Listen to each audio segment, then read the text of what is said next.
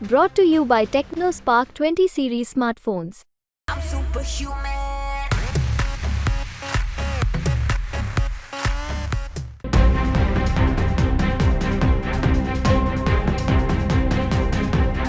भारत की इकोनॉमी ने एक महत्वपूर्ण मील का पत्थर पार कर लिया है जब देश का विदेशी मुद्रा भंडार 2 साल के उच्चतम स्तर पर पहुंच गया।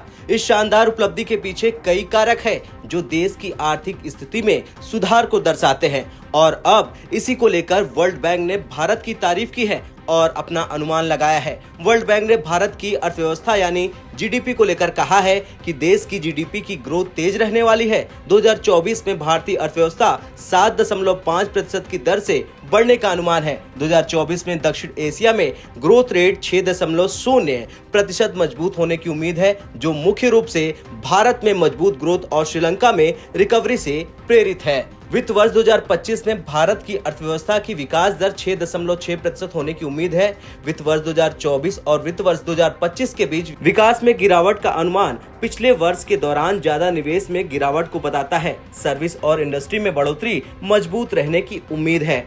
तो ये था पूरा बयान वर्ल्ड बैंक का। इससे पहले की बात करें तो वर्ल्ड बैंक ने इस अवधि के लिए जीडीपी की ग्रोथ को 1.2% कम बताया था, लेकिन अब संशोधित करके भारतीय अर्थव्यवस्था का ग्रोथ अनुमान 7.5% कर दिया है। मैन्युफैक्चरिंग और रियल एस्टेट में भी ज्यादा तेजी देखने को मिल सकती है। वर्ल्ड बैंक की रिपोर्ट के मुताबिक 2024 के दौरान साउथ एशिया में ग्रोथ रेट 6% के हिसाब से रहने वाला है। तो वहीं भारतीय रिजर्व बैंक यानी आरबीआई 5 अप्रैल को चालू वित्त वर्ष के लिए पहली मौद्रिक नीति का ऐलान करेगा। आरबीआई जीडीपी ग्रोथ और रिटेल इन्फ्लेशन पर अपना अनुमान पेश करेगा। आधिकारिक आंकड़े के मुताबिक वित्त वर्ष 2024 की तीसरी तिमाही में भारतीय अर्थव्यवस्था 8.4% की दर से बढ़ी और वित्त वर्ष 2024 में 7.6% की दर से बढ़ने का अनुमान है। चले अब आपको बताते हैं इसके पीछे की वजह। दरअसल इसके पीछे की सबसे बड़ी वजह है भारत के अंदर रिकॉर्ड एफडीआई का आना। 2023-24 के अंदर भले ही दुनिया में तमाम दिक्कतें आई, कॉन्फ्लिक्ट्स हुए, लेकिन उसके बाद भी भारत में सबसे ज्यादा इन्वेस्टमेंट यानी highest ever for direct investment आया है और यही वजह है कि भारत का खजाना बड़ा है। इतना ही नहीं, भारत की कंपनियों ने अकेले इतना दम दिखाया जिससे काफी ज्यादा विदेशी कंपनियों को अट्रैक्ट किया गया है और देश के अंदर हजारों कंपनियां हैं, उन सभी कंपनियों ने विदेशी निवेश भर भर कर इकट्ठा कर लिया है।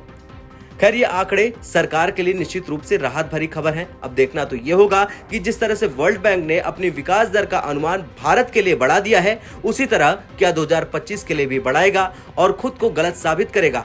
आपका क्या कुछ कहना है वर्ल्ड बैंक के ताजे अनुमान को लेकर और अनुमान बदलने को लेकर, बढ़ाने को लेकर? कमेंट कर जरूर बताएं। ब्यूरो रिपोर्ट, भारत तक।